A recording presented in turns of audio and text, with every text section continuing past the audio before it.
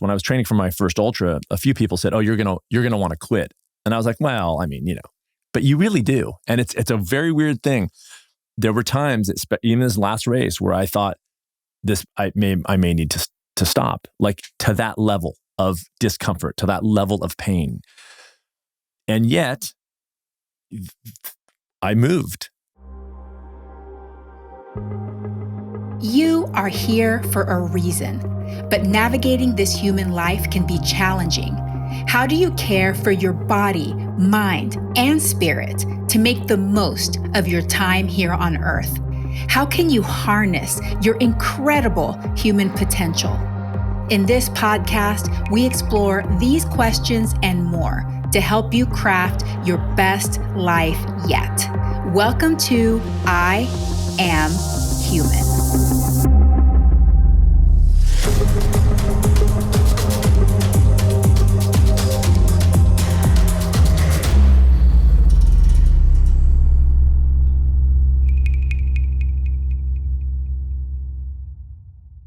Hello, humans. I'm Dr. Yami, and I am your host, and I am so happy to be here with you today. Thank you so much for joining me for another episode of I Am Human. Just a quick reminder to please rate and review the podcast if you haven't already.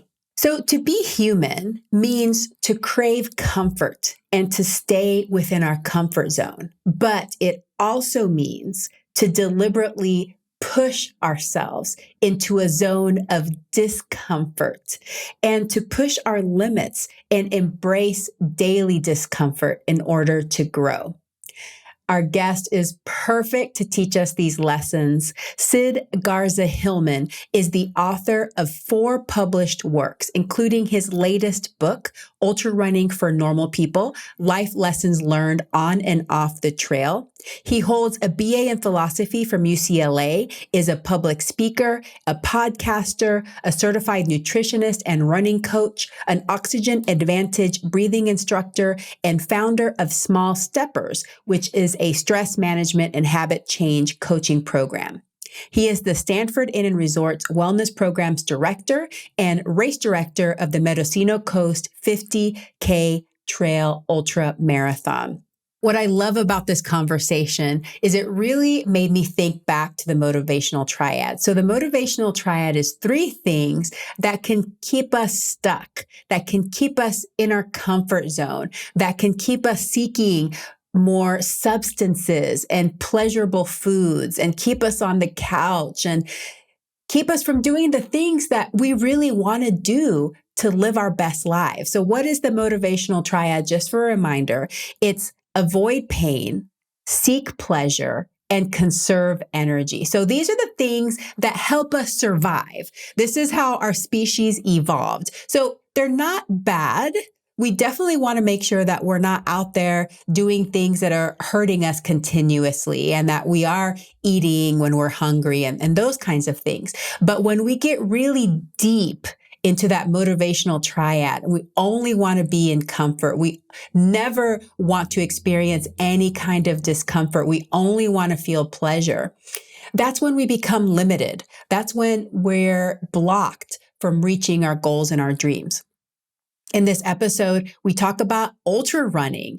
Sid defines an ultra marathon, and why would any normal person ever want to do something like this? He talks about how our species might be wired for ultra running. He talks about how stress, fear, and discomfort may actually be good things. We talk about our addiction to comfort. And then he talks about how whenever we push ourselves as humans and we find that we can push beyond where we thought our limit was, it really teaches us something, and it gives us this grit. It gives us this confidence to be able to go pursue other goals and dreams.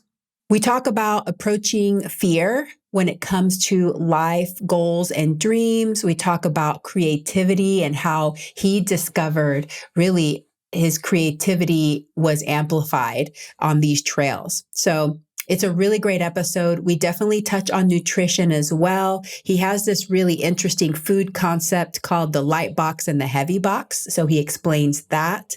And we talk a lot about ultra running. So I really hope that you enjoy this episode and it gives you something to think about and maybe challenges you a little bit and intrigues you.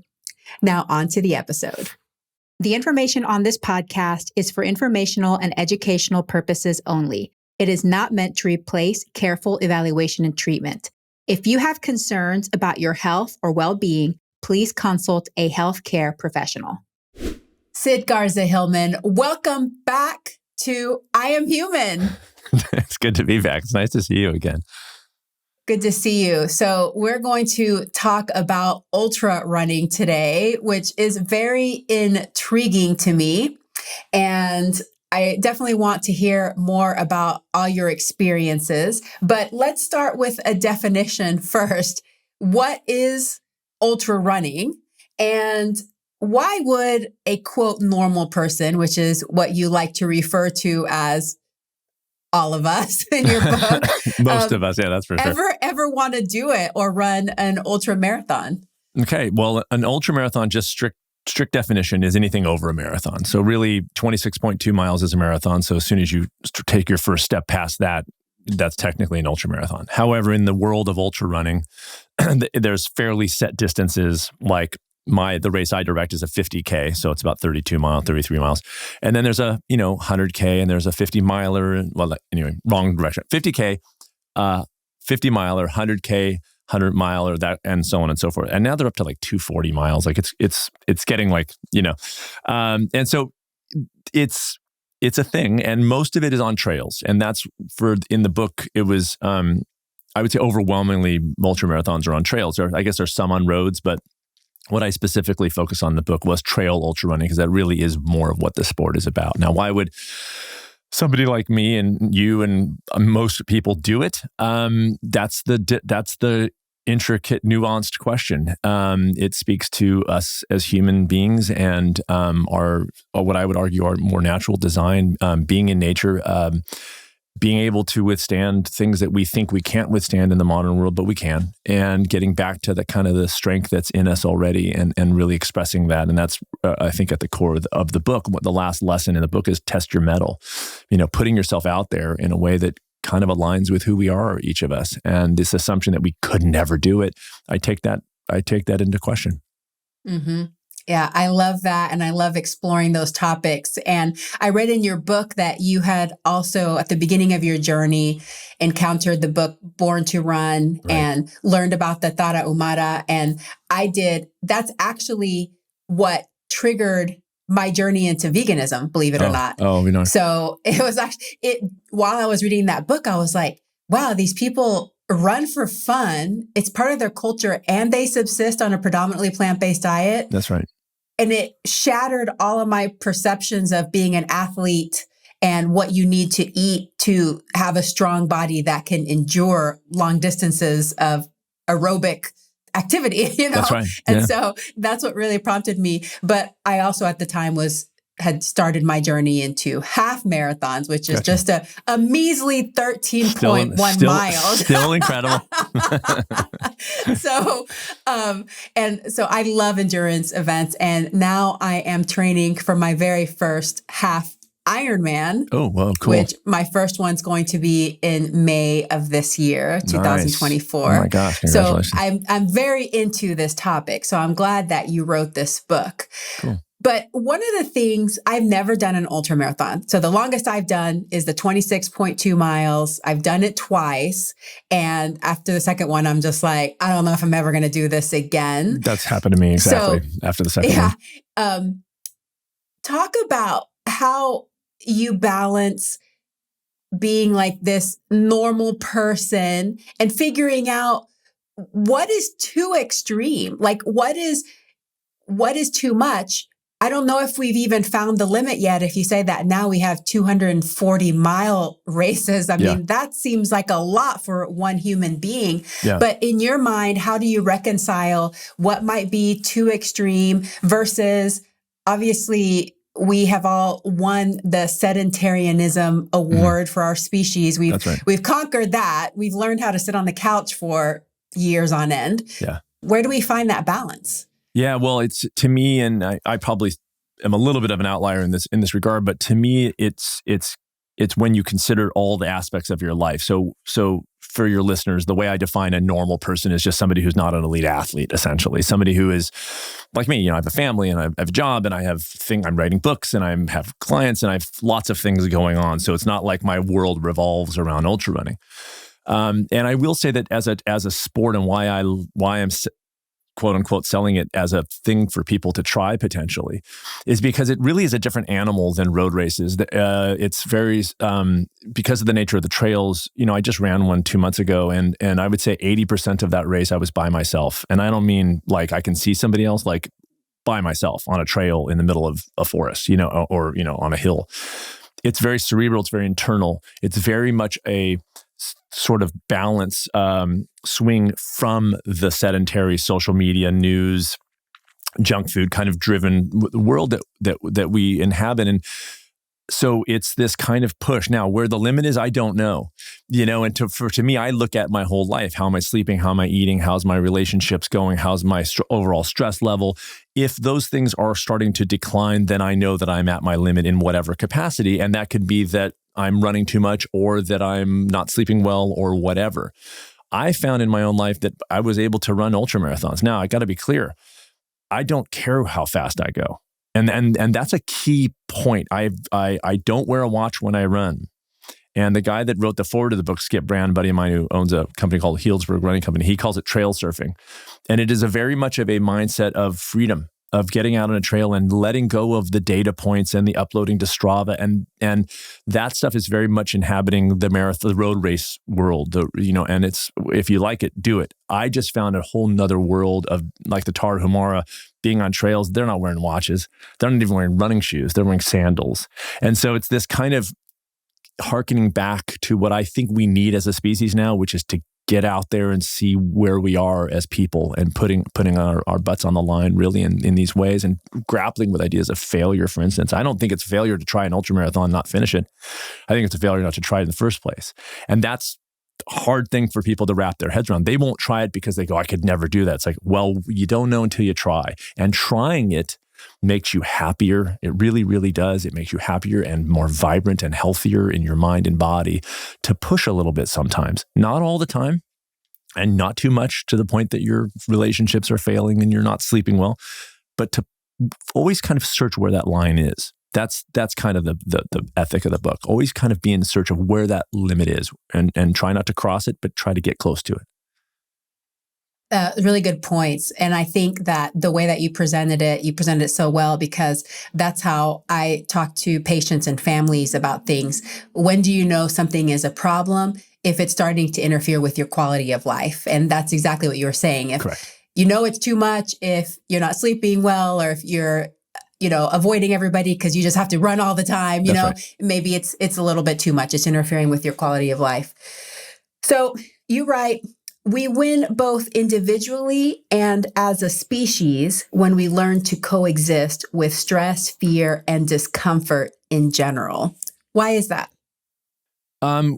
Because I believe that a little bit of stress is a good thing. I think too much stress is, that's the balance of it. When I coach people, I'm a small stepper, that's kind of my thing. And it's finding always that balance of too little. I call it the Goldilocks of stress, like that kind of nice little pocket. And fear and stress, they can be debilitating. I think in the modern world, I know that I just did a podcast episode on my own show about, fear sells, and when you can make somebody afraid of dying or afraid of this or afraid of that, they'll buy because they don't want to feel that fear. And somebody recently told, I do a fair amount of things. I direct the race and I work at the wellness center. And somebody said, oh, you're just like not afraid of anything. I'm like, I'm afraid of everything. It's not like I'm not a robot. I don't go like, oh, it's easy to put a book out in the world and get criticized. It's like, it's fearful. But it's a struggle for me day to day. However, I have evolved as a person to coexist with that fear, to coexist with that stress, to say, I'm not going to try to make it go away, but I'm also not going to let it dictate my actions. And that's the pocket. And the last race I did, the ultramarathon, I was terrified. I was fairly undertrained for this particular one. that night, I mean, you only get 2 hours of sleep anyways because you're so much anxiety, but I was terrified. I was like, why am I, and all that stuff comes up, all the stuff that comes up that we push down in our sort of distraction lifestyles. There's so much distraction that's just at it's in our hands all the time. The phone is a distraction. And so when this stuff comes up, I think it's a really healthy thing to grapple with on occasion. We can't do it all the time because if we couldn't go to work. We were just thinking about all these things all the time. But when it comes up, it's a good thing to grapple with sometimes. Yeah, for sure. And, feeling the fear and doing it anyway. Correct. And especially when you succeed, that builds that confidence, Correct. Knowing I can do it. Nothing bad's actually going to happen. But even if something does happen, I was able to manage it, conquer it, find a way around it. And so that helps give you that confidence for next time you're feeling those feelings. We also, live in that modern world where we're afraid of things that don't exist. And, we make up all these scenarios. And so we're wasting all of our energy on things that we're just making up in our heads, And so I think that can definitely bring us down. Correct.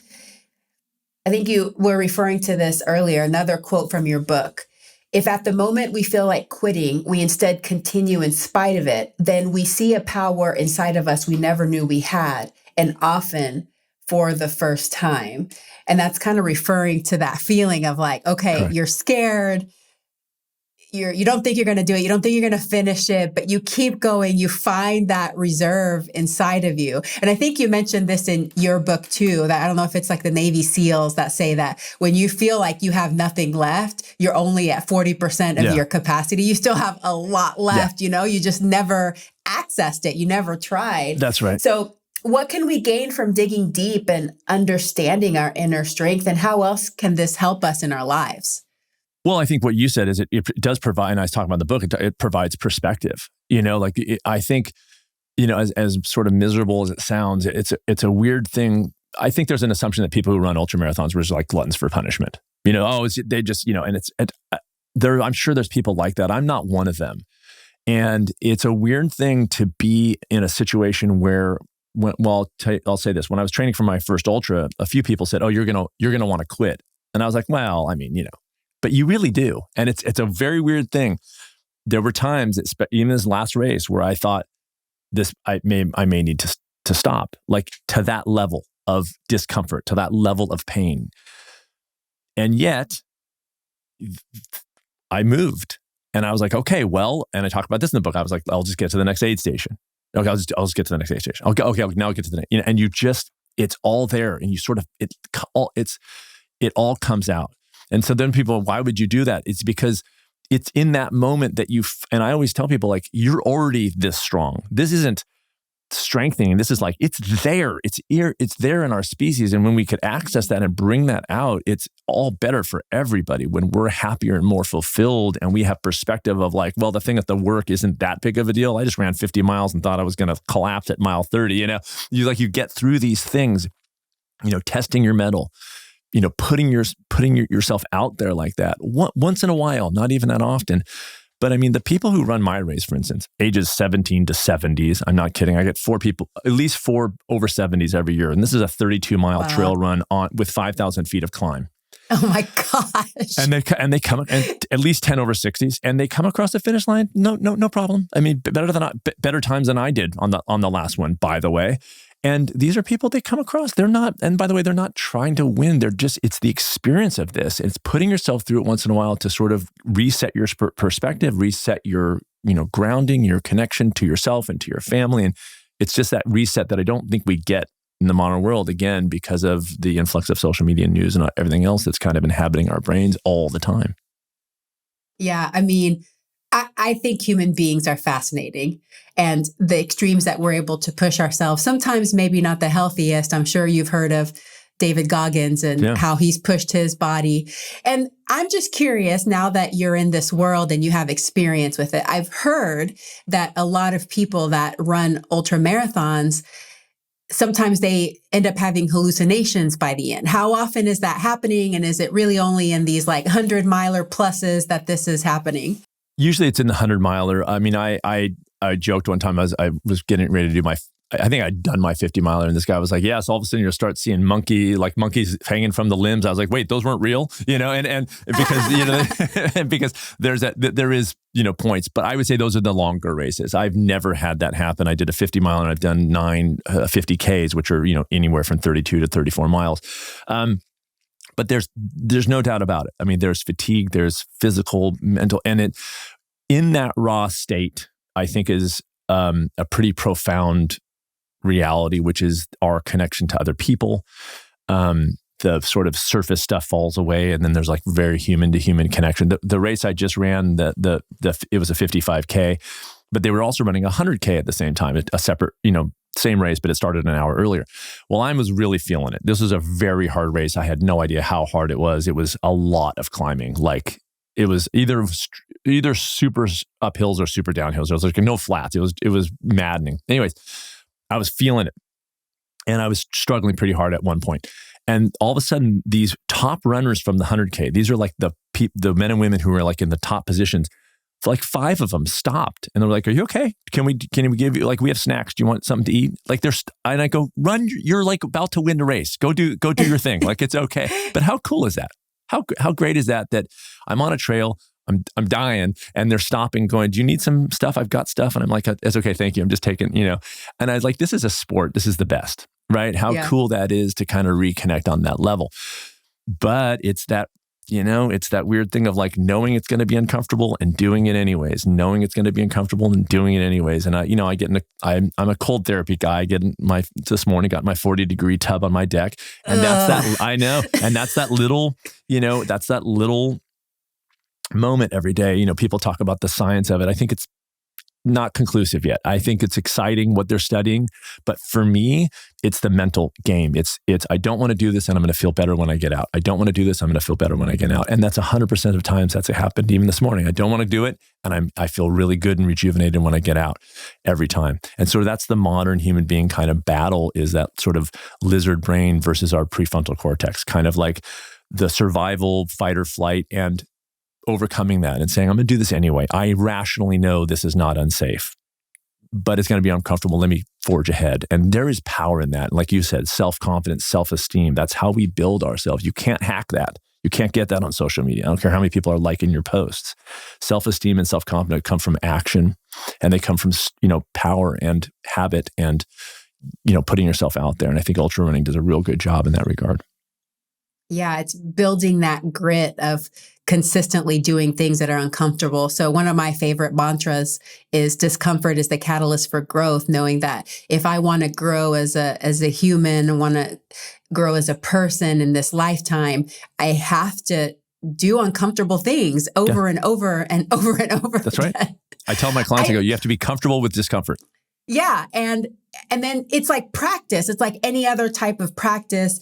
It prepares you for just life, because Correct. life is uncomfortable and we can't control everything that's going to happen. So it just really helps toughen us up for all of those different things that we encounter, whether it's in our relationships with our families, in our jobs, in our sports, whatever. It really is just doing that over and over and over again that helps us in all our aspects of our life, I think.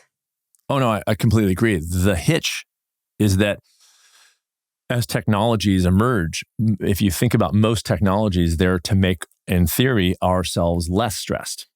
And so that's the problem, is that we have to intentionally put ourselves into discomfort. That's a very weird thing as a human being. The way we're wired is to intentionally do that. But the distractions that are there, the drugs, and I don't mean even, prescription and not, recreational, the drugs that sort of push down any kind of discomfort. I have a headache, Tylenol. Not fix the underlying issue of why I have headaches all the time or why I'm not sleeping well, but let me just take the drug. And so we create things in the modern world that make us soft. Climate control. We can almost avoid 100% of discomfort. We can just pick up the phone and food comes into our door. We don't have to do anything to get it. We don't have to move day to day. So exercise is a perfect example of that hormetic kind of stress. Is we have to choose to exercise. We don't need to. There's no reason to exercise. There's no real reason other than if you choose that it's good for you. But you have to make that choice because there's no survival reason to do it. We don't have to go foraging for food like animals do. We just get the food brought in, or we drive there and take 5 steps and get our food and get back in our car. So these are kinds of places that I think when we put ourselves into, we win at the end when we are discomfort. We have discomfort sometimes. Too much discomfort, it causes us stress. But a little, we grow and we adapt. And that's exactly what you're speaking to. And I agree. Yeah. I mean, it is amazing, though. It is amazing how we've gotten to a time in modern life where we've reduced discomfort as much as possible, which I'm not going to complain because I love having AC and heater and blankets and, things available. I think it's great. Yeah. But it is incredible that as humans, we figured out all these ways, but then we get here and we're like, but still this isn't quite right. There's something here that we need to improve on. And so I think it is important to pay attention to where in our lives we can push out of that comfort zone so that we can get to that well-being. We can get that growth that we want. So it's just ironic, isn't it? It's like super ironic. And the thing about it is like, I get into my cold tub for 2 minutes, but the rest of the time I'm in clothes and I have blankets also. So I'm not saying be in discomfort all the time. I'm saying little forays into that make you more present and aware and actually appreciative of the comfort that we have. And instead of just being in that state all the time, stepping out of it sometimes gives us the perspective of appreciating the things that we have. That's kind of, one of the many arguments in the book, but that's what that is. That's kind of the idea. Yeah. Experiencing that contrast for sure helps you appreciate it. Be like, that's right. You take it for granted until you have to experience the opposite. And you're like, oh my goodness, I'm really happy. Like when your heater breaks or when your air conditioner breaks or things like that, you're like, wow. Yeah. Well, let's go back and talk about fear. How should we approach fear when we consider our life goals and our dreams? How do you think fear impacts people or causes them to abandon what they really hope for in life? Well, I think this speaks to the discomfort thing too. We're afraid of discomfort. We're afraid of failure. And, when I'm coaching, my clients in stress management and stuff, fear is probably the number. I mean, notice that the fear is the first lesson in the book. It is fear of, and of course our threshold for fear is of course very sensitive because we're so comfortable all the time that even the slightest bit of discomfort is fearful. I've had people go, I don't want to try yoga. I won't be good at it. It's like, no, nobody's good at it when you start something, and we're so afraid of not being good. We're so afraid of failure. We're so afraid of people judging us. And I think what we do in the modern world via technology and things is we try to make that fear go away. We try to push it down. We try to make it not exist. And my argument, and this is my 4th book, and I've made similar arguments in almost all my books, is that we need to learn to be okay with that. Fear is another form of discomfort. It's another thing we don't want to feel. And yet, oddly, when we do feel it, we're probably living a pretty good life. If you're Eleanor Roosevelt, and I quoted this in the book, but it's not quite sure if she said it or not, but it's something like, do something that scares you every day. And that's kind of that, again, the cold tub or whatever that is for you, that little bit of jolt of electricity that you kind of inject in yourself. Like, I'm going to do this thing that stretches me just a little bit. Now, where you stretch, that's up to you. I don't know where your baseline is, but something that's outside of your comfort zone a little bit, maybe not every day, but sometimes.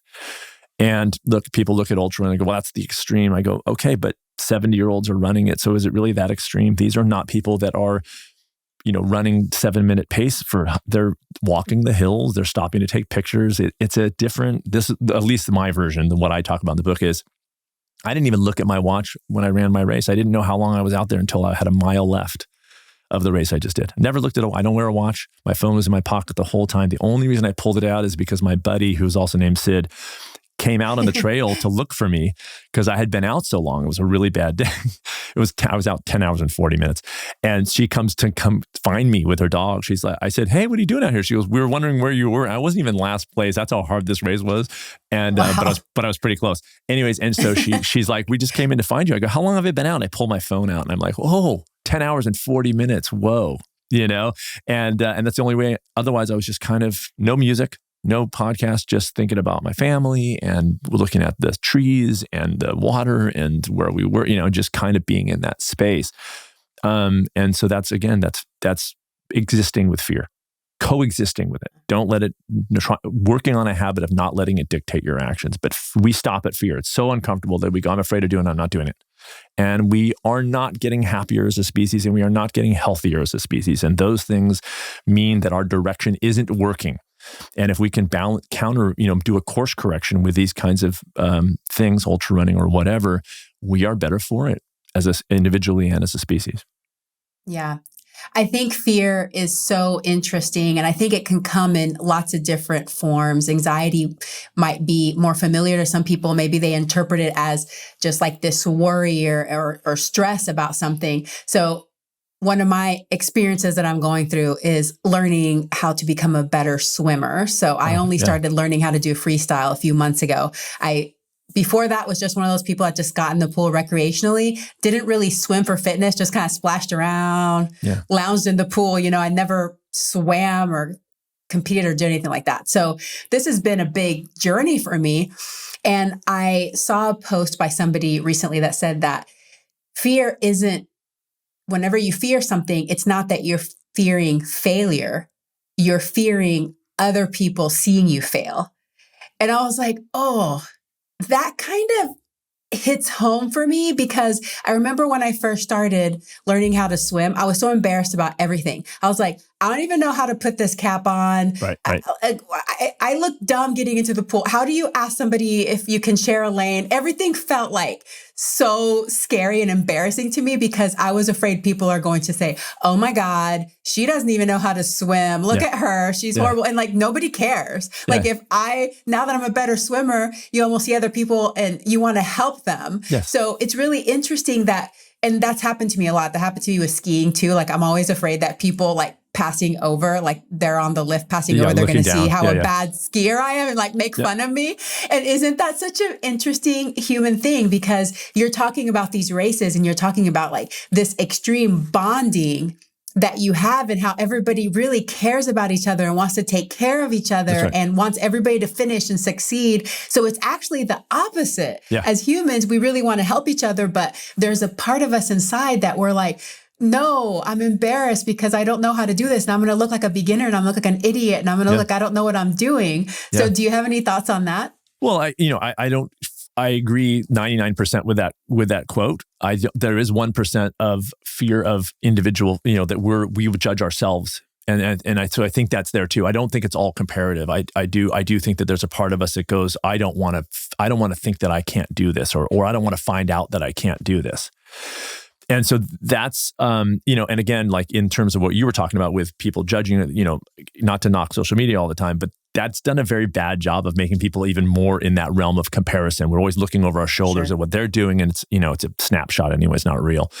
But there's definitely a, what if I don't do this? Now, sure, there's other people will think, but there's also, what if I don't do this? What will I think about myself?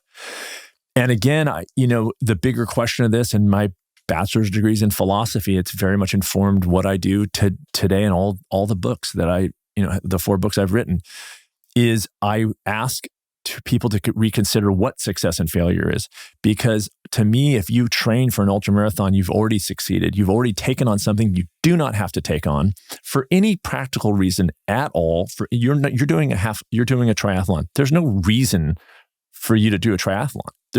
Other than you want to stretch yourself, I guess. I mean, unless you have something to prove to whatever, but there's no reason to do it. Why would you do that? People go, why would you do that? It's because the experience of it is enriching. That's why. You do it because you get to stretch yourself off this. Now, there's going to be days where you have to wake up early and it's miserable, it's uncomfortable. But when you toe that line, you're there already. You've succeeded already. It doesn't matter if you had that's a day. So if you don't finish the race, do another one. It's okay. What you have done by choosing to take it on in the first place, that's where the success as a human being lies. But we're sold this result-oriented kind of thing. And I think that that's a real tough thing for us as a species, to look at just the result. I've had people go, how fast did you go? I go, I don't know. I don't care. And that's it's so right. Because in the marathon world, it's like, what was your time? Ultramarathons, you can't even compare. One race is so significantly different from another race, even if it's the same distance. The climb, the weather, the trails, there's no way you can't compare them. You cannot compare them. So it doesn't really matter. And so that's a very kind of liberating way to exist. And that's why I love that sport so much, because it's a different kind of thing. Well, I'm sure I'll ultimately do one because I like endurance things, even though after my last marathon, I'm just like, I'm never running this distance again. So I can't imagine running more than that. But on trails, it's different. And I don't sure know how I'll to tell you that, eventually do it. And if you've done a marathon, which you have, it's, you could do it with not even that much more training. I'm living proof. Like, I'm not a good athlete. And I cannot stress that enough to your listeners. I am one of these normal people. I am not an elite athlete, not by any stretch of the imagination. I never have been, never want to be, honestly. And yet I do these, and it's just, people assume, oh, you're this, and I go, no, I'm not, and it's you could do it. You could do it with very little effort. I'm not even kidding. Yeah. And I agree with what you said earlier in that the success is in the journey. I feel like with me training for this half Ironman, which is still several months away, I've already reaped so many benefits in just my mindset and how I approach life. One of the things you said earlier is that you were out on this trail for 10 hours, no music, just by yourself, just conquering the incline. Oh my gosh, conquering all of that, and trying to make it through. And Ironmans are the same. You can't have music out there. So I've been doing at least part of my training without music, and I'm very dependent on music for my movement. And what's really interesting is that when you think about some of this stuff, you're thinking about pain, like, oh, it's going to be so painful, like my legs are going to be tired. But I find the greatest discomfort, which is very ironic, the greatest discomfort in all of this is monotony. Trying to learn how to be okay with monotony and make it through hours and hours of training, no music, staying in zone 2, it's not even that fun to do zone 2. You're not even like pushing yourself to the highest limit of your speed. Yeah. But I think sometimes for some people that can be a challenge too. Like, things become boring or things become plain, and then they want this excitement. And that's another reason why I think some people end up with substances or abusing food. And I think that's been my journey too, is food has been one of my things. Food has been exciting to me. And I think that's part of my emotional eating journey too, that I've realized. And that's helped me a lot through this journey, is realizing, wow, I need to learn how to tolerate boredom sometimes. Right. Yeah. And again, discomfort, being uncomfortable. Yes. And that, I would say, and I talk about in the book, because I chose, just as an experiment when I was training for my first one, and I've ever since I trained without anything in my head, no podcast, no music. And I will tell you, boy, it was those first, well, not more than the first few, heading out at 5:30 in the morning, by myself on a trail or, road, getting to a trail with a headlamp and nothing but silence in my footsteps and my breath. And it's a pretty incredible, that to me is as equally rewarding as the physical part, by far, probably more actually. And I'm a artist also. I'm a songwriter. I'm a musician, many years of a musician. And I will tell you that as I got more comfortable with that kind of silence, that solitude, ideas started popping in, like as if they were there, but just the noise was just I couldn't hear them. And all of a sudden, so I was talking about the book, I started running with a digital, like a little teeny pocket, little digital recorder that I could just easy one button off. So on a 3-hour run, I come back with like a whole slew of ideas. Probably most I would toss, but there was some that I would use for songs or for podcasts or for videos or something on my YouTube channel. It was kind of flooding in all of a sudden.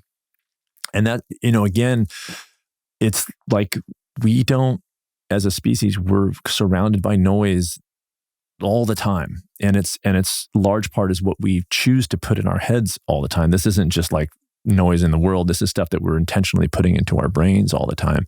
If you see people standing in line, they're not just kind of pondering and thinking, they're on their phone. And I've been guilty of that too. I just had to make a real effort to realize that doesn't make me happy doing that. And I've never told a client to not be on social media, but I've certainly told them to work on other things they could do so that there's less of that. What are they bringing? You call it mental nutrition. What kind of mental nutrition are they bringing in to sort of push the junk food mental nutrition away? And I've had to do that with myself, and still am, by the way, still working. Like, I read a physical book. I'm reading like 3 books right now. Not a lot, but physical books, so that I'm not even reading on my device. And it's like, I have to make a real effort to do that. Every time I do it, I feel better doing it. Like every time I read my book, I go, oh, that's great. Versus watching YouTube where I'm like, it sucks the energy out of you, you know? Yeah, we've definitely just become consumers. We're always looking for something to consume, something exciting, like little hits, all the time. So I think this is a perfect transition to talk about creativity and what you've learned, just like you were talking about how all of that time on the trail with quiet by yourself, it started really helping to amplify your creativity. But what about the impact of nature as well? Well, I think we're a very creative species. You know, I work I run a wellness center at the Stanford Inn, and Joan Stanford, the co-owner with Jeff, she's an art therapist, and she does creative play shops at the wellness center, which is not an art therapy session. It's people getting their hands figuratively dirty in art supplies, and these are adults, and they're creating just whatever, and they sort of get rid of the pretense of good and bad and failure. Like success is, they just create, and she has all these kinds of different materials. I think we're a very creative species. I don't think that. I know that. We are creative. We are there, and we figure out things, and even in tools and the things that we've done to keep ourselves alive, we have a very creative mind. But again, in the modern world, we're pushing that down too. People are afraid to, write a story because it could be bad. People are afraid to, write a song because it could be bad. And with clients, I'm like, write a song and then destroy it, or write a story and then destroy it. If you're really worried about it being bad, just destroy it afterwards. But once you've written that one, then you got that under your belt. Now you get to the next one, which is going to be even better for you, not for people, but for you. And so we are creative. And I think that that's part of what nature brings out in us, is this creativity. I think that when we're in nature, there's versatility and adaptability, there's beauty, we notice, and there's whatever. And I think it just inspires that kind of part of our brains that we are keeping shut down, and it's not serving us very well. Yeah. I think it is important to be deliberate about it because it is so addictive. And you're right. I think having a physical book can help, because I often read on my phone. I like having my Kindle on my phone, but I will find myself, I get bored and I'm like, okay, let me just check my email. Let me just check this. And then like 15 minutes later, I'm like, I better get back to the book. And so I'm like doing this constant loop of like, read a little bit and then get a little hit, get a little hit, get a little hit. So it's just like so interesting what the human mind can do. I know. Well, before I change gears, you want to give us a few tips. So for those people that they're listening to this and they're intrigued, they feel like, okay, I'm a normal person. I'm not sure, but I'm a little bit intrigued about this ultra running thing. Where can they get started if they want to learn more or if they want to try it out? Other than my book, of course, but anyways, it is like the reason I wrote the book is it's not a guidebook. There's definitely recommendations in the back. I'm a running coach. So, there's like ways to do it. I think people overtrain way more than they undertrain. So part of it is like, you can do this and be pretty busy. I did. But there's lots of guidebooks. I started when I was doing it, other than reading Born to Run, when I realized, people run on trails. That's ridiculous. And then I got on one and the light bulb went off. But I started listening to, podcasts about it, like this one, and things that are, to hear people talk about it. When I direct my race, and I direct a race, and the day before I always run my course, and I run it with my friend Skip Brand, who wrote the foreword I told you about. So he and I run the course. It's become a tradition. This is in April, it'll be the 7th year of the race. And we run the course the day before, and I've already had it marked by that time, but we add additional markings, et cetera, et cetera. But one of the reasons I run the whole race is I check the trails and fine, and I mark. But the real reason is because when I get back the next morning, now I've run the race the day before, so it's 32 miles. I come home, I pack the supply truck, I go to bed that night up at 4 a.m. and I'm on the race site all day. And there's a fair amount of first timers that show up to my race. And the fact that they know that I've done it the day before and I'm up and about and working all day. And it's kind of this oh, he looks okay, because I'm having a cup of coffee and a scone in the mornings at the stand, and I'm kind of hanging out. And they're like, I was on the trails yesterday with the microphone. And I'm like, it looks great. And they're like, oh, so there's that kind of like ability to kind of see, that it's possible and that it's not debilitating and things like that, You survived. You're not dead. That's right. So for people just kind of like to hear people talk about it, listen to those podcasts, check out, YouTube videos. There's people out there who are doing these. And when you see that a lot of them are not elite athletes, then you go, oh, again, I'll remind people, at least 4 over 70s, finish my race, 10 over 60s, at least every year. And these are moms and dads and grandmas and grandpas and people with jobs and people with families. These are not it's at least my race. And I think a lot of ultramarathons, these are not people you go, oh, well, of course they can do it. It's like, no. This is people like you and me, like you have no idea. It's very, very cool to see. So yeah, it's sort of like get yourself some information, but also don't go too deep in the rabbit hole of, data gathering and training plans and things like that. Use a training plan, that's fine. But I talk about a lot of the book. I had to let that stuff go because I am so busy that there was days I just realized I can't run today. And that's okay. It's not only okay, it's like a good thing to take a break, to not be so married to a training plan that you're like injuring yourself because I've done it. So because you have to run on that day because that's what the chart said, Yeah. So this is a very philosophical kind of thing. And, you could also do a 10K to, start your thing off. But I will tell you, there's a fair amount of people who do my race that have never done a race before. And I don't mean an ultramarathon. They've never done a race. Their first running race is my race. Wow. Think about that. Yeah. Yeah. That's gutsy. Yeah. Do you have pretty generous time limits? I mean, how long do you wait for the last person? Yeah, I have pretty generous time limits because again, I didn't want to I crafted the race that I would want to run essentially. So there's things like logistically that I just love. The fact that I start the race at 7:30. That's a big thing because most races start at like 6. I'm like, that's exhausting. So I was like 7:30. It's like reasonable. And I cap it at 150. It sells out every year. I've got 45 people on a wait list right now, but I do that so that everybody can park right there. You could show up 5 minutes before. And again, it sells out. There's no sell here. The race sells out already. I'm just saying what I kind of did is make a logistically easy kind of situation. It's a loop. So there's no point-to-point shuttles or anything like that. Very, very cool. And so I got off track. What was the question? Time limits. Oh, time limits. Yeah. So I'm very generous because I wanted it to be an accessible, fun, comparatively less stressful experience for people. So I crafted this whole thing so that people can kind of, including my cutoffs. So you get 9 hours. 9 hours. That's good. Yeah. Now I'll tell you, here's the difference between the people who try to win the race, which isn't many in mine, but there's always 10 or 15 people. They're coming across in about 4 hours. And the last people are coming across in 9. There's a 5-hour spread from the point that the first people come across to when the last people come across, a 5-hour spread. And that's how ultra running is. It is, but within the first few miles, it's completely open. You're on a single track trail. You're breathing, you're stepping, you may not even see people or talk to people for hours.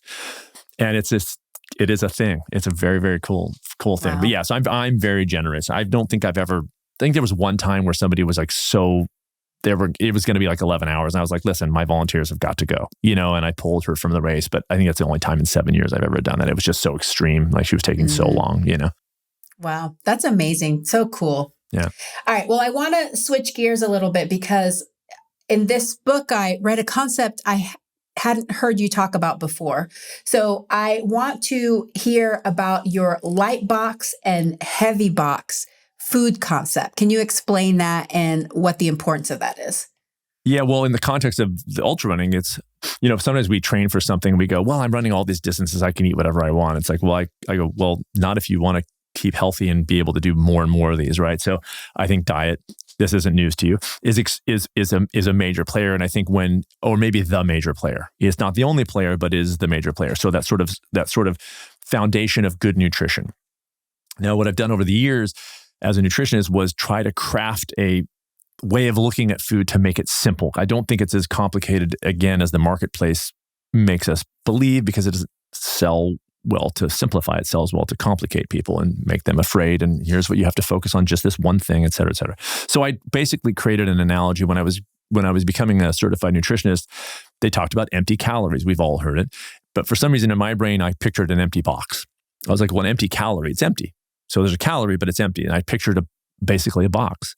So white sugar would be that box, let's say. And the wrapping paper for me, as I crafted this kind of metaphor, the wrapping paper was the calories of the food. So given whatever food it is, it could be fat, Could be carbohydrate, could be protein, could be all three, could be two of the three, could be just one, but that's the calories on the outside. And it's the wrapping paper. And in my classes, when I teach, I always go, what do I do if I give you a present? They go, I toss the wrapping paper aside. I go, why? Because they go, because I want to know what's inside the box. Okay, now what's inside the box is the stuff that comes with calories. Vitamins, minerals, phytochemicals, antioxidants, fiber, and water. Things that we're not burning them for energy, but they're so crucial to the health of the food and to health of, not to the health of the food, but to the health of our bodies. So I say light box food, meaning it's got wrapping paper, it's got calories, white sugar, but inside the box, nothing. Olive oil, it's got calories, a ton of them. Inside the box, not much. Some, but not much. And so on and so forth. Up the line, animal foods, way heavier box than white sugar by far. And then whole plants, the heaviest. So along that line, you've got fat, protein, carbohydrate, sure, but what's coming with them? So I'm training people's brains to go, calories is how we know it's food. That's just, our bodies can burn a Twinkie the same way they're going to burn a cucumber. But what comes with those calories is that's the stuff that makes our machine run well. That's what makes our bodies more efficient in how we utilize that energy, how we store that energy, how we repair damage in our bodies that can come, by the way, from exercise. As you know, exercise is a stressor. We always go, oh, I can do whatever. It's like, no, you're actually adding stress. When you're training for Ironman, you are stressing your body out. When I train for an ultramarathon, I'm stressing my body. That's why I don't do it all the time. But I also know that when I do that, I got to be extra careful on what I feed my body so that I can get through that stress in a way that doesn't debilitate me so that I can do other things that I want to do, including other ultramarathons. So again, if you just want to burn out, do one ultramarathon and hang it up, eat cheese pizza all day, it's fine. But if you want to sort of continue and be one of those 70-year-olds, which I do, that's running an ultramarathon, I'm trying to figure out how to do that as long as possible. So I'm not pushing myself too hard. I don't care about the time that I finish. I want to continue doing this. I want to feed my body well. I want to sleep well. I want to do my breath work. I want to do all those kinds of things that allow me to live the life I want to live for as long as I possibly can. That's a different mindset than an elite athlete who's trying to get on the podium. Yes. And no judgment either way. It's just not my bag. And I don't even train people who are elite. I have no interest in that level of micromanaging diet and things because you're trying to win. I just want people to live happy, good lives. So the light box, the heavy box thing is just like, oh, okay, that's interesting. Does it come with fiber? Oh, well, then the fiber feeds the good gut bacteria and that keeps my inflammation at bay and helps me sleep better and helps my immune system be more robust. Oh, that's interesting. So maybe if I eat foods that have fiber in that box more often than not, I'm eating a healthier diet, which is true. So it's a very easy way to simplify things for clients and for people in general. And so I think in most of my books, except for my third one, 6 Truths, I talk about that light box, the heavy box. It's stuck. People love it. I still see people I've taught 5 years ago. I love the light box, heavy box. It's an easy way to look at food, Okay, that makes sense to me now. So basically the light box is nutrient poor. Correct. And your heavy box is nutrient dense. Correct. And both have calories. Yeah. And you're definitely speaking my language because I'm the same way. Like one of my biggest values is longevity and well-being. Like I want to feel good doing the things I want to do. Correct. And you're right. When you do a lot of physical activity, it is a stress. So you start to feel these little aches and pains. So I think eating a whole food plant-based diet, it really decreases that inflammation, gives your body the nutrients it needs. I've also integrated fasting into my regimen. That helps me a lot. I'm curious to know if you've ever used fasting at all. I have and do. Yeah, I'm an intermittent faster, but I also scatter in 2 to 3 day water fasts just to kind of reset the clock on that. And the science on that's pretty exciting too. And so I do. And again, one of the other analogies I use is like as a car, like the gas we put on our car is the calories, and the motor oil we put in our car is the other stuff, the vitamins and minerals, everything else. And so we're such a gas culture. We just go, oh, it has protein. It's like, well, that's up here, but what comes with it? So one of my pet peeves is somebody goes, my doctor told me I eat more protein. I go, well, what did she say she meant by that? Because protein says nothing. You can have protein powder, which is junk food, and you can have spinach, which has more protein than beef per calorie.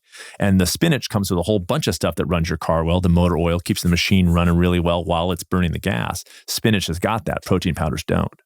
So this focus on sort of what we burn for energy is misguided. what I want to know is what's coming with that stuff. How much is your body able to use? Like, how many tools are you providing your body to do its job well, including recover from exercise? And so it's a kind of a misguided kind of place to be. It's like, oh, we're all about calories, calories, calories. It's good marketing. It's just not making us healthier as a species. We get enough calories in the United States, as you know.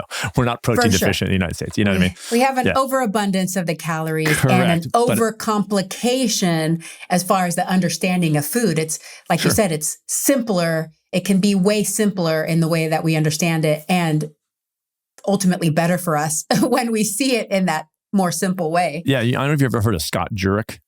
Yes. Okay. I mean, that guy, he plant-based, 100%, one of the greatest ultra marathoners in the history of the sport, won Western States 107 years in a row, vegan. So this idea that, you have to be, it's like he's winning. It's not even, he's one of the best ever of all time. So can it be done? Of course it can be done. Rich Roll, vegan. I mean, professional athletes in every sport now are turning plant-based. Just heard an interview with Steph Curry, who goes, vegans kind of taken over the NBA because they're recovering faster, because they feel better. It's not, this isn't brain, it's like, is it there or not? Silverback gorillas are eating a bunch of plants going, you guys are crazy. We're getting plenty of protein. You know what I mean? Why are y'all still arguing about this? Why are you still, why are people trying to sell you on the protein thing? And again, great marketing, just not science. Yeah. I mean, I think that says a lot when athletes are starting to change to it, because the number one thing they value in their life is their sport. They're going to do whatever it takes to get better in their sport. And if you see that they're changing to that, that means something, because it means it really does work. You're darn right. How do you define success in this lifetime? Being able to do the things you want to do for as long as you can do them. And, success as I am 55 now, and it's it's such a great thing to wrap your head around or define for yourself what success is. And that's been one of the coolest things about getting a little bit older and in hitting middle age, is that I write a book and I told somebody recently, I was like, I'm super successful, just not financially. You know what I mean? And it's like, because I have a good family and I'm writing books and I just recorded a new album, and they go, did it sell? I go, don't know, don't care. I actually don't care about that stuff. When I was 20, I did, but I don't now. And it's just this great thing of like, doing the thing that you want to do is successful. Writing that story, it does not matter if people ever read it, and it doesn't matter if they like it when they do. If you like it and you got through that process, you're a success. I don't care what financials, whatever, you know what I'm saying? And that's kind of a really cool way I'm just embodying that more and more with each day. And it's very, very cool, because it just frees me up to do more cool stuff. As soon as I let go of the approval of others, I became the most successful. I'm just getting more and more successful every day, and you know what I mean. And it's this great evolution.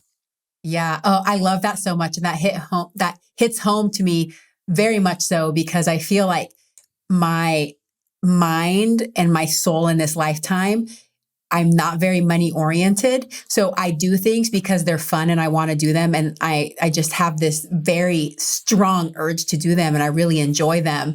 But trying to align that with this artificial construct that is money, and that our society is one of the big factors that they use to define success. Sometimes that can create conflicts. And I found that whenever I change my focus, I'm like, okay, I'm just going to do everything I can to just make more money. It takes the joy out of everything. And then I end up doing things different. I end up making decisions differently. So I do feel like there's a way to align them so that you're able to get what you need from both, for sure. But you're right, is that sometimes we don't think we're a success because maybe something didn't get as many views or something didn't sell as well. But you're right that, like I said, the success is in the journey. Did you enjoy it? Did you have fun? Did it bring you this joy? And were you able to spread that to other people? That says a lot in this lifetime, for sure. It does. And I'll only add one thing, which is that is predicated on your ability to be present and engaged at a certain time so that you can be aware of that. So that you can that's why, again, that's for me, getting on a trail, being separated, gives you that ability to go, oh, I am doing the things I want to do. But boy, you get in that world of comparison, you start thinking you're a failure, because and so you got to just sometimes step outside of it. get on your own, disconnect fully. And trail running is a great thing about that because it's not just being in nature, but it's also the physical act of getting tired and sort of breaking down in a good way that's when those things kind of, you get that awareness of the things that are working for you and you don't even think they are because you're looking at someone's Facebook post that looks like they're doing better than you are. And so disconnecting gives you the ability to go, wait, I'm doing okay. Like I'm actually doing the things that I love in a very cool way, but it is predicated on having some times where you can be aware enough to see that stuff. Oh, I love that so much. It allows you to gain perspective by being like this human on the raw earth, using your body. Correct. That's beautiful. I think I'm going to start trail running. So I'll update you and let you know how that goes. Please do. You should come. Where are you located? Are you in Washington? I can't remember. Washington State. That's what I thought. Okay, I remember Central that. Washington. Well, you should come down and do my race next year in 2025. I need to come anyway because I need to come to the resort. So it's been on my list. So definitely need to come. Cool. Is there a goal or a dream that has evaded you or something that you have left on your bucket list? Or do you have an extremely long bucket list? I'm curious about this. I don't have a big bucket list. I'm kind of doing the stuff that I really like.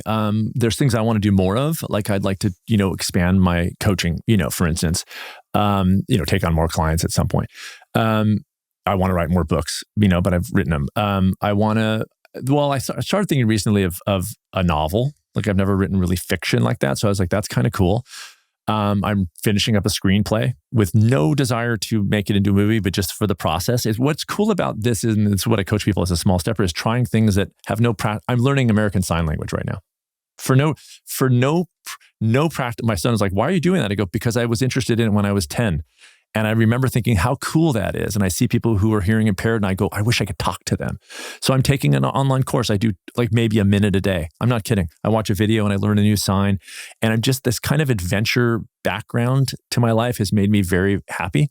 So as far as bucket list goes, there's nothing I've just finished recording a new album. I would love to, go on a little tour again. It's been years since I toured, back in Los Angeles, I toured. Now I'd like to do that again, just like a little bit, just to kind of do that again. But I've done it. So it's not like a bucket list, like I got to get that done. It's just things that I'd like to continue doing or do more of that I haven't done in a while. Yeah, that's a good sign. That means you're very content and happy and your life is bringing you joy. I mean, that's amazing. Yeah, it is bringing, and not without struggle. There's no doubt about it. And not without daily work, hard work. Yeah. Yeah. Mm-hmm. Deliberate action. Yeah. What do you wish more people knew? How strong they are already.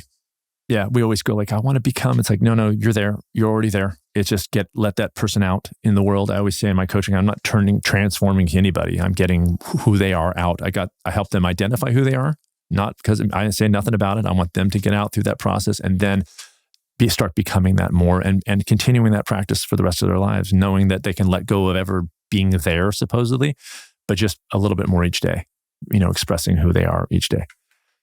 I love that. And that's a sign of a good coach is whenever you're able to reflect that back to your client, that they already have everything that they need inside of them. That's right. You don't need to give them anything, they already have it there. And that's beautiful to see that when people start realizing that and they really blossom, you're just like, oh, it's just so beautiful and magical. A lot of people cry when they cross my finish line. And it's not because they're in pain. It's because an emotional, I did this thing that I worked very hard to do. And it's like, and they're raw. And it's like this outpouring of stuff that they've been sort of like, it's pretty incredible thing to watch. Yeah. Wow. What does it mean to you to be human? I think many things, creativity, kindness, compassion. We have an ability to be, when they use the word humane, sometimes that's misguided in the way that it's a humane way of doing this. Is like, no, you wouldn't do that in the first place. But this we have a compassion part of us that is pretty distinctly human, and our creativity, I think, is distinctly human. And our ability to, the way that our brains evolved to kind of, again, coexist with that fight or flight reality, like going on stage is terrifying and we do it anyways. That's a very kind of, as far as I know, that's a very human thing. Animals could be in that space. I just don't know it, but that's kind of a cool thing. How can we evolve in doing more of the stuff that we do in spite of our fear, in spite of our, fear of discomfort or fear of failure, things like that. How can we forge ahead? That's I think what it means to be more human is to express that side of ourselves. Mm-hmm. Yeah, for sure. I love that. Well, Sid, this has been fantastic. It's been such a pleasure to have you back on the show and learn more about ultra running and getting us excited and intrigued by it. So you might see a few more of us out there on the trail. So thank you so much for bringing your experience and your wisdom. I'd love to know where listeners can connect with you, what products and services you offer. So where can we find all your things? Cool. Well, first, thank you so much for having me back on. It was a pleasure like it was the first time. And so I really thank you for doing that. Best place to go is two places. SidGarzaHillman.com is my main site. You can get from there to YouTube and my podcast and the books and things like that. And then smallstepintensive.com is my private coaching, smallstepintensive.com. And then last would be stanfordin.com because I run the wellness center there. So if you ever buy the resort, especially you should come visit and say hi and email me before you get here and we can have a cup of coffee or something. And so, yeah, those are the three main places to find me. I love it. Well, again, thank you so much for everything that you do. Thank you for sharing your experience and your wisdom with us and writing all these books to inspire us and teach us all of these wonderful tips and different ways to see the world. I really appreciate you. And thanks for being on the show. Thanks so much for having me. I am Sid Garza Hillman and I am human. Thank you for listening to another episode of I Am Human. I would be so honored if you subscribe to the podcast so that you never miss an episode. We love our listeners and take your feedback seriously. If you have questions or constructive feedback, you can email us at podcast@dryami.com. That's podcast@doctoryami.com. I am your host, Dr. Yami Cazorla-Lancaster. I Am Human is produced by myself and Alejandra Parra. Graphics designed by Alejandra Parra. Music by Angela Soph with Glowbox Productions and edited by the Castos production team. Remember, human, you are here for a reason. Have fun, explore, and live your life to the fullest.